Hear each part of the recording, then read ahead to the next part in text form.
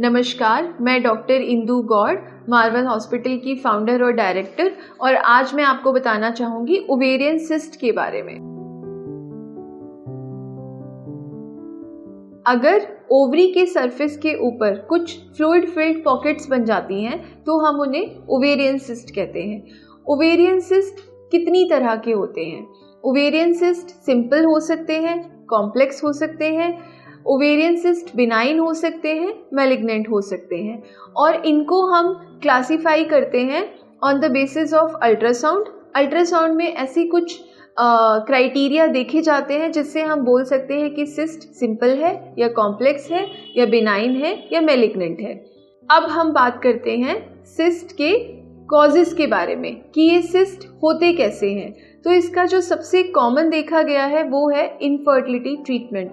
अगर कोई फीमेल जिसने इनफर्टिलिटी ट्रीटमेंट लिया है एक लंबे टाइम तक, तो उसको सिस्ट बनने की संभावना ज़्यादा होती है, और इसका रीज़न है एक से ज़्यादा एग बनना। अगर एक से ज़्यादा एग बनते हैं तो जब एग रप्चर होता है उसके पीछे जो सिस्ट बनता है वो कभी कभी एनलार्ज होकर ओवेरियन सिस्ट बना सकता है। इसका दूसरा कारण है प्रेगनेंसी। कभी कभी देखा गया है कि प्रेगनेंसी में भी जो सिस्ट बनता है, जो शुरू के 2-3 महीने प्रेगनेंसी को सपोर्ट प्रोवाइड करता है, वो भी कभी कभी सिस्ट का कारण बन सकता है। इसका तीसरा कारण होता है, जो देखा गया है आजकल इसका इंसिडेंस बहुत ही बढ़ गया है, वो है एंडोमेट्रियोसिस। जिस पेशेंट को एंडोमेट्रियोसिस होता है उसको आगे जाके एंडोमेट्रियोमा, और जिन्हें हम चॉकलेट सिस्ट भी कहते हैं, कि बनने की संभावना ज़्यादा होती है। और इसका कारण जेनेटिक भी देखा गया है। कुछ पेशेंट्स में अगर उनकी मदर में हिस्ट्री है या उनकी सिस्टर में सिस्ट की ओवेरियन सिस्ट बनने की हिस्ट्री है तो उनका चांस नॉर्मल पॉपुलेशन के कंपैरिजन में बढ़ जाता है, जिसके कारण उन्हें ओवेरियन सिस्ट हो सकते हैं। अब हम जानेंगे ओवेरियन सिस्ट के सिम्टम्स के बारे में। तो आपको क्या फील होता है जिसके कारण आपको लगता है कि आपकी बॉडी में ओवेरियन सिस्ट है? तो अगर आपको नीचे की तरफ दर्द रहता है पेट में, या एक ड्रैगिंग सेंसेशन जैसा लगता है, या फिर आपको बहुत सिवियर पेन रहता है, या आपके पीरियड्स में किसी तरह की इरेगुलरिटी नोटिस हुई है, या तो आपके पीरियड्स मिस हो गए हैं या आपके पीरियड्स इरेगुलर हो गए हैं, महीने में 2 बार आ रहे हैं, ये सब कारण हो सकते हैं। और जब आप डॉक्टर के पास जाते हैं इन सब कारणों की वजह से, तो अल्ट्रासाउंड करने पे पता लगता है कि ओवरी में सिस्ट हो गया है।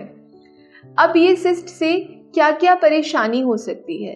तो जो 2 सबसे मेजर परेशानी हो सकती हैं वो हैं टॉर्शन और रप्चर। सिस्ट कभी कभी अगर उसका साइज़ कम ना हो या उसका साइज़ कंटिन्यूअसली बढ़ते जा रहा है, और कभी कभी बॉडी की मूवमेंट से या जर्की मूवमेंट से वो सिस्ट रप्चर हो सकता है, जो एक कॉम्प्लिकेशन है जिसके लिए आपको एडमिट होना पड़ता है और कभी कभी सर्जरी की भी ज़रूरत पड़ती है। और दूसरा कॉम्प्लिकेशन है टॉर्शन। टॉर्शन हम बोलते हैं जब सिस्ट जो एक्सिस पे रोटेट हो जाता है, अगर वो थोड़ा सा भी रोटेट हो जाता है तो उसकी ब्लड सप्लाई, उस सिस्ट या ओवरी की ब्लड सप्लाई कॉम्प्रोमाइज़ हो जाती है, जिसकी वजह से बहुत सिवियर पेन होता है और आपको डॉक्टर को कंसल्ट करने की ज़रूरत पड़ती है। तो ये दोनों ही कॉम्प्लिकेशन में बहुत ही तेज़ पेट में दर्द होता है। तो अगर आपको पता है कि आपको ओवेरियन सिस्ट है तो आप इन दोनों कॉम्प्लिकेशन का ध्यान रखें। अब हम डिस्कस करेंगे ट्रीटमेंट के बारे में।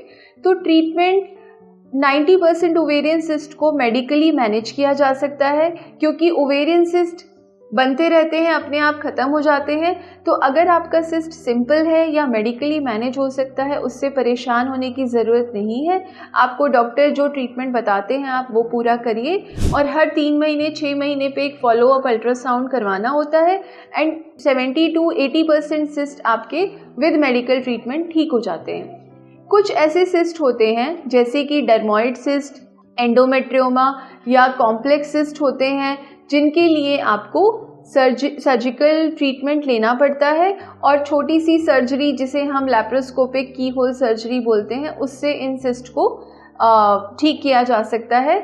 और कभी कभी ऐसा होता है, अगर आपको सिस्ट 50 की एज से पहले बन रहे हैं, तो उसमें कैंसर होने का चांसेस बहुत कम होता है। लेकिन अगर आपको पीरियड ख़त्म होने के बाद भी सिस्ट बन रहे हैं या आपके अल्ट्रासाउंड में पता चलता है, तो उसमें आगे जाके मैलिग्नेंसी होने के चांसेस ज़्यादा होते हैं। तो उसका आपको बहुत ही अच्छे से ट्रीटमेंट कराना चाहिए। अगर आपको ये वीडियो अच्छा लगा हो तो आप लाइक एंड सब्सक्राइब कर सकते हैं और आप आगे इसे शेयर भी कर सकते हैं, और हम आगे भी ऐसे वीडियोस बनाते रहेंगे।